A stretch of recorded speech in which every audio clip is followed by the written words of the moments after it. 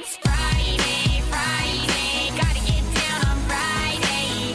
Everybody's looking forward to the weekend Friday. This is Ken Lather from Coffee Crafters, and welcome to another episode of the Friday Show.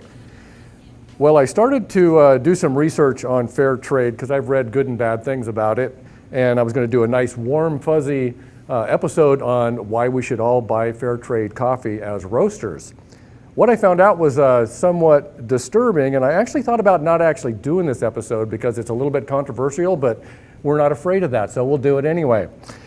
I kind of tried to focus on articles that came from places like Harvard, University of California, University of Wisconsin, who had similar findings in different parts of the world, so kind of get an idea on what's kind of going on with it. The way fair trade works, fair trade is overseen by Fair Trade USA and the Fair Trade Labeling Organization. And what they did is really create a brand and a program and a mission statement. Now the mission statement is fantastic. It talks about, helping the poor farmers. It's always the farmers that you will see in their advertisement and, going to help educate children, bring sanitation and water to the villages. What I found out and what the researchers found out was something totally different than that. And the way that works for the farmer is they'll set up a co-op in a coffee growing region, and they're like the middle management in the system in whatever third world country they're in.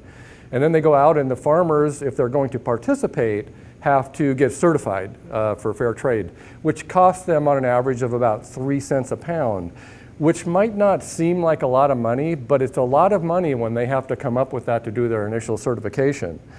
There's a premium paid for fair trade coffee, and then the problems start with the distribution of the money.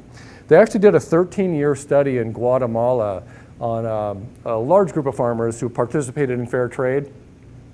And after 13 years, what they found out is that the net value to the farmers in the field was zero. By the time they paid all the money to get certified, you're basically trusting a third world middle management bureaucracy to distribute that money. So it was very interesting what we found out. The money goes to the co-op. One of the problems is they set this up and then people pay the premium, the money goes to the co-op, and then the co-ops really, there's no oversight from that point forward. So one of the big problems was the lack of oversight, and that's what all the studies had kind of as a bottom line, is one of the reasons it didn't work is, well, there were lots of reasons why it didn't work, but one of the reasons is it didn't address the root cause of the poverty. The really frustrating part for me is this is one of those things that kind of challenges your beliefs, because I was led to believe, and I really thought, I'm going to be responsible as a roaster by buying fair trade coffee. So when you look at the premium paid by the coffee drinker on one side and the farmer over here, you will pay up to 10 times more for the products that you consume with coffee than the amount that is supposedly given to the farmer more. So it's become a huge branding and marketing opportunity, which really drives up the cost of those fair trade products.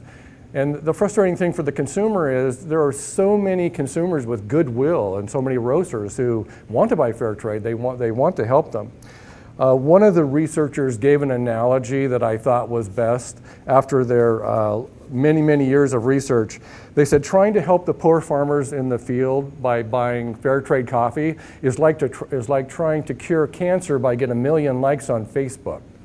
So what does that mean? One of the things that I wanted to do with this article, and I encourage everybody to go out and research this for yourself. If you find out anything different than what I've discovered, then please let us know, and we'll do another retraction episode. But one of the suggestions is if you really care to help people in a third world country, find a charity that's already doing good work on the ground, and you can advertise that you're helping a charity on your coffee bags and actually send that money directly to the people that are working with the people, the poor people, in those origin countries. That would be a much better way to help them.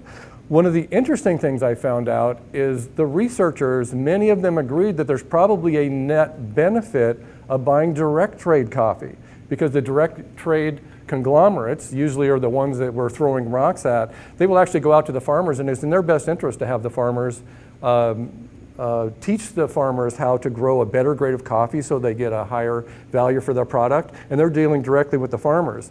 But because the farmers in the fair trade areas have to sell directly to the fair trade co-ops, they don't get to communicate directly with the farmers in the same way. So this was a very interesting thing to find out. I do encourage people to do a little bit of research on their own. And if you do have a good charity that you would like to support with your coffee, I would suggest do what we're going to do. We'll go more direct just to the people that we want to help and do it that way.